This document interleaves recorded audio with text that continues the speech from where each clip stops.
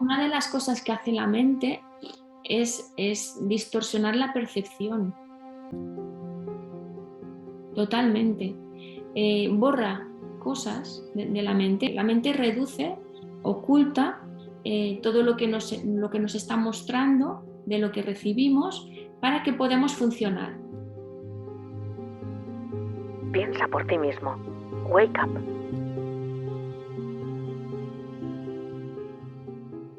Sigmund Freud, el famoso psiquiatra, teorizó que teníamos una parte de la que no vemos de nosotros mismos. Él dijo que había 3 partes en la mente: el consciente, el preconsciente y el inconsciente. Y para ello usó la metáfora del iceberg. Si imaginamos un iceberg, tiene una parte visible, que es lo que sería el consciente. Después tenemos una parte que se vería a través del agua, la parte más superficial que queda oculta, pero es visible a través del agua. Esto sería el preconsciente. Y la parte que queda oculta bajo el agua es lo que él denominó inconsciente. ¿Qué quiere decir esto? Los icebergs conocemos que tienen un 10% de parte visible. Y Freud utilizó este símbolo para darnos a saber que tenemos más inconsciente en nuestra mente que consciente. ¿Qué pasa con el inconsciente? En realidad es un mecanismo adaptativo que nos ayuda a que seamos funcionales, que podamos funcionar como personas. Somos una maquinaria muy compleja que no podríamos estar conscientes de todo lo que hacemos a cada momento, porque hacemos miles de millones de procesamiento a través de la mente. Por lo tanto, hay varias partes que forman este inconsciente. La primera, por ejemplo, sería la atención.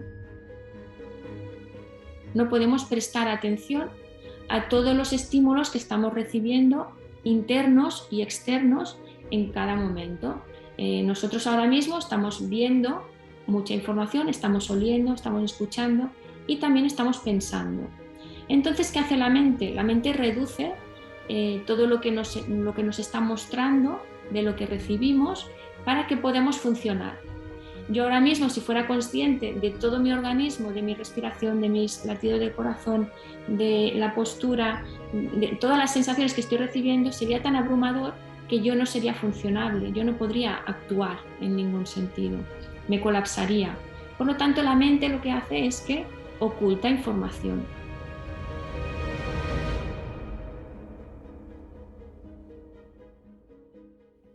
Esta información que oculta podemos tenerla aprendida. Por ejemplo, un ejemplo muy clásico es cuando aprendemos a conducir, que tenemos que estar muy atentos a todo lo que estamos haciendo. Por lo tanto, no podemos hacer nada más que conducir.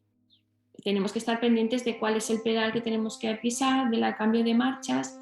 En el momento que aprendemos y automatizamos estos procesos, lo volvemos inconsciente para poder hablar mientras conducimos, mirar la dirección, mirar el paisaje, escuchar música, de manera que podamos hacer más cosas a la vez. Esta es una parte del aprendizaje, pero ¿qué pasa con la mente? Que la mente es lo que yo llamaría una madre posesiva. Entonces, aparte de protegernos del exceso de estímulos que tenemos, también nos protege de aquello que nos hace daño. Y ahí es donde entran los mecanismos de defensa. La mente oculta cosas por su cuenta porque las interpreta como dañinas para nosotros, y también hace una función de protección, de que nos muestra aquello para lo que estamos preparados.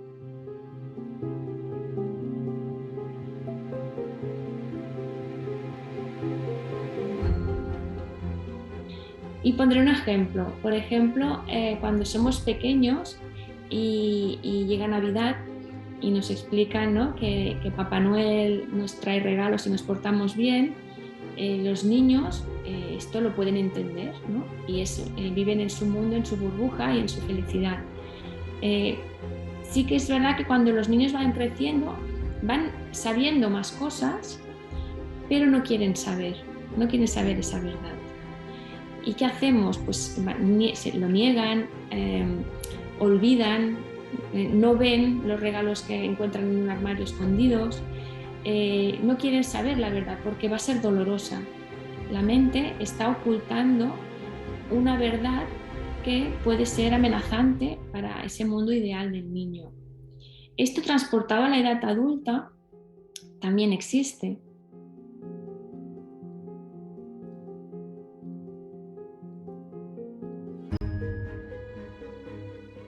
¿No? Nosotros podemos no querer asumir situaciones, no querer ver situaciones porque son amenazantes para nosotros. Y ahí estamos hablando de la muerte, ¿no? Vivimos en una sociedad que no habla de la muerte, la niega porque puede ser dañina. Y acabamos por hacer una distorsión cognitiva tan grande que vivimos una vida como si fuéramos inmortales. No tenemos en cuenta que nuestro tiempo es limitado. Y es un mecanismo de defensa de la mente. Cuando hablamos del despertar de la conciencia, hablamos también del darnos cuenta de todos los datos que tenemos y asimilarlos, hacerlos nuestros y hacernos responsables de que hay esas realidades, ¿no? Pero muchas personas prefieren vivir en un mundo feliz pensando pues, que aquí no pasa nada, que siempre vamos a estar vivos, nuestros familiares van a estar siempre sanos y todo va a estar bien, ¿no? Es una fantasía, una ilusión que nos creamos. Y esta ilusión se acaba convirtiendo en nuestro consciente, nuestra parte del iceberg que sí que vemos. Y ocultamos debajo del agua, en lo más profundo, esa muerte, ese miedo a la muerte, ese no querer saber la verdad, ¿no?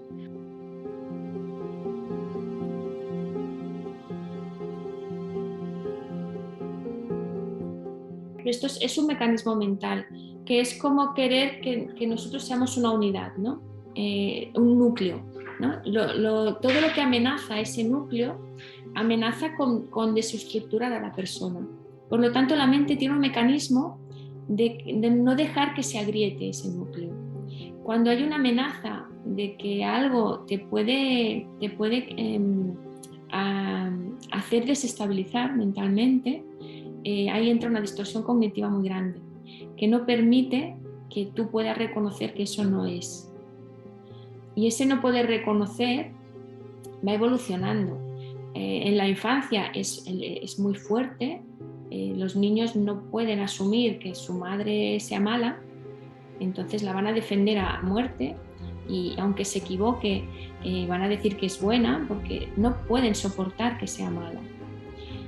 Eso va evolucionando, ¿no? Y en la edad adulta hay personas más rígidas que pueden soportar menos porque su núcleo es demasiado estricto y rígido, entonces no pueden soportar una crítica y van a decir que ellos tienen razón y se van a imponer, y se hace falta con la fuerza. Y eso en autoritarismos, ¿no? En líderes autoritarios se ha visto, ¿no? Ellos debían ver que estaban equivocados, pero no podían permitir ni un resquicio porque a la que hubiera una grieta se partía, ¿no? Y se acababa todo, se derrumbaba todo. Y nosotros como personas tenemos ese núcleo que nos sostiene.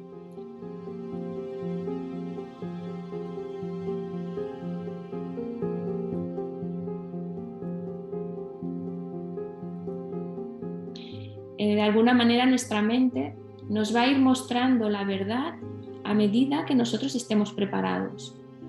Y vamos a empezar con pistas, con sincronicidades, con imágenes que te van a hacer parar un momento y reflexionar, ¿no? Y también nuestra mente, aparte de darnos pistas, nos va a dar malestar.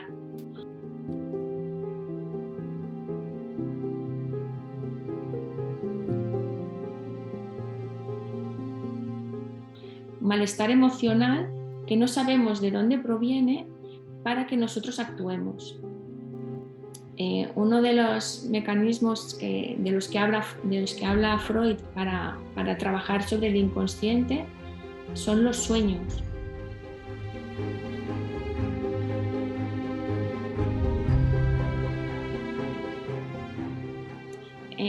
la mente, cuando piensa que estamos preparados para recibir alguna información, empieza por enviárnosla en forma de sueños.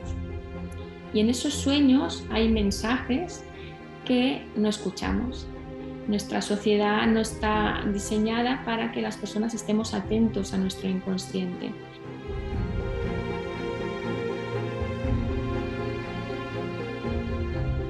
Si pensamos que en nuestra vida pasamos un tiempo en el día a día consciente, con actividades, pero también vivimos una vida inconsciente cuando soñamos, ¿por qué perdernos esta vida, ¿no? ¿Por qué anular toda una parte que además es una parte donde está la información que realmente estamos buscando? Porque las personas que estamos aquí ahora, estamos aquí porque buscamos una información, porque queremos crecer, queremos evolucionar. Y toda esa información la tenemos, ya existe, ya está creada, no va a surgir en un momento dado. Y en nuestros sueños hay esa información.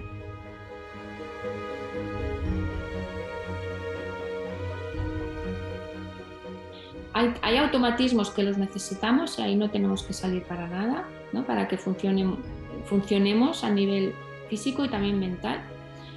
Y hay automatismos que debemos cuestionarlos. Y también debemos trabajarlo a través de la atención. Por eso se trabaja tanto en meditación, en la atención plena. Tú vas por un paisaje y no estás viendo el paisaje, sino que estás pensando o recordando otras cosas o pensando en el futuro, no estás procesando esa información que estás recibiendo en ese momento. Y ese automatismo no es positivo, porque la mente está en otro lugar, está automatizando tu paseo, está automatizando lo bueno que estás recibiendo de la vida. No puedes avanzar cuando estás o en el pasado o en el futuro, ¿no? Entonces, ahí sí que se trabaja la atención plena. Y es a través de la meditación, del mindfulness, de todo lo que conocemos, ¿no?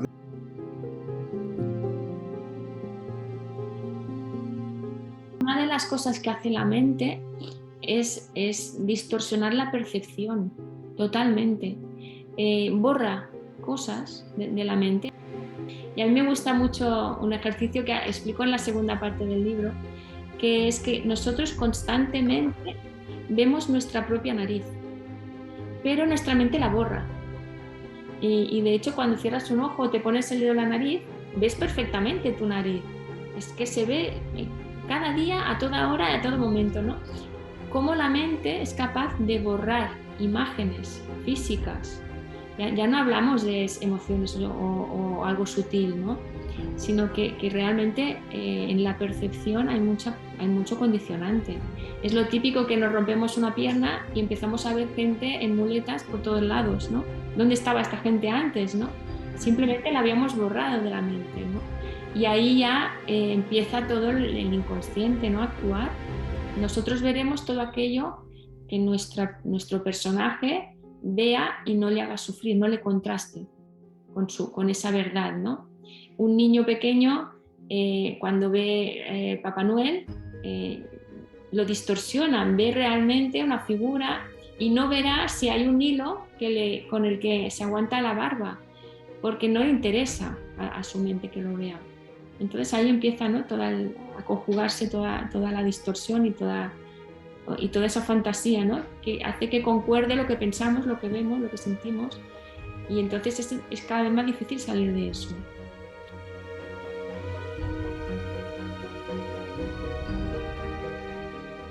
Sino al final de la realidad que pensamos que estamos viviendo, ¿no? Entre los datos que ponemos nosotros, los que recordamos, los que no procesamos al momento, sino que tenemos que pasar el filtro de la percepción, donde ponemos la atención, donde no, al final estamos viviendo una realidad que tiene más de irreal que real. Y además, cuando estudiamos física cuántica, en la cual se ve que el observador tiene una influencia sobre la realidad también a nivel físico, pues aún todavía menos, ¿no? Al final somos creadores de una realidad mental, física, y lo que estamos viviendo está más influenciado por nosotros que por la propia realidad, ¿no?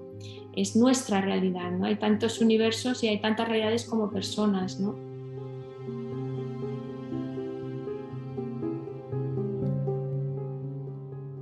Cuando vemos a una persona, en lugar de pararnos, sentarnos, hablar con ella, preguntarle sobre su infancia, preguntarle sobre su color favorito, es más fácil para la mente hacer un prejuicio, juzgarla y hacerte tú un esquema de cómo es esa persona, para economizar y para funcionar, ¿no? Lo que pasa es que en ese querer economizar y funcionar, ser tan prácticos, nos perdemos la esencia de las personas. No nos paramos a conectar con las personas, con sus verdaderos yos, ¿no? Conectamos a partir de máscara con máscara, ¿no? Pero claro, si partimos de que ya no conocemos nuestro yo esencial, ya estamos yéndonos muy lejos queriendo conocer el yo esencial de otros, ¿no? Pero el camino sería ese, ¿no?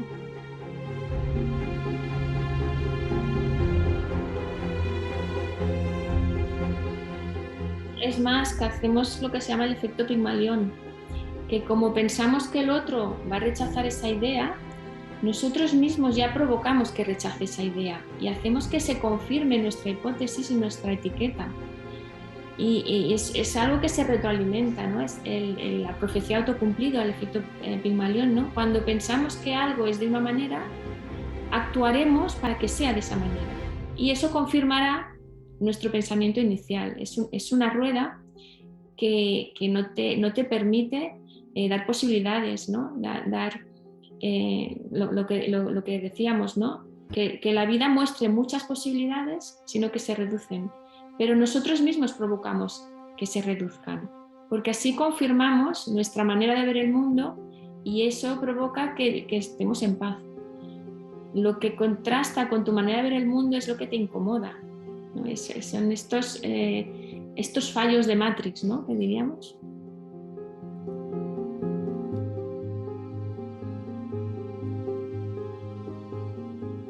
Contra más evolucionamos, contra más nos trabajamos, es menos frágil. Somos más, en lugar de un árbol recto, somos más el bambú, ¿no? Que podemos aceptar críticas y podemos aprender de los errores, asimilar que nos equivocamos, asimilar que no somos buenos o malos en esencia, que somos todo un poco, ¿no?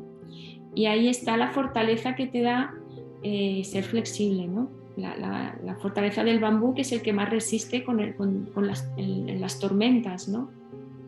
Si trabajamos en autoconocimiento y trabajamos en conocer ese núcleo y hacerlo flexible en época de bonanza, en época en la que tenemos una vida más fácil, pues cuando lleguen las tormentas podremos afrontarlas. Lo que pasa con las personas cuando hay situaciones difíciles, como ha pasado con la pandemia, que muchas personas se han fracturado.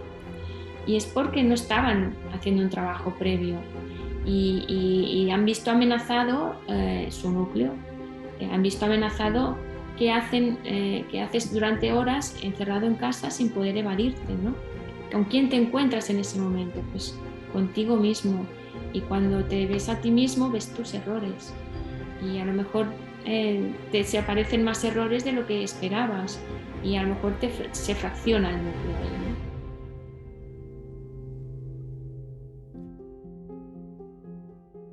Piensa por ti mismo. Wake up.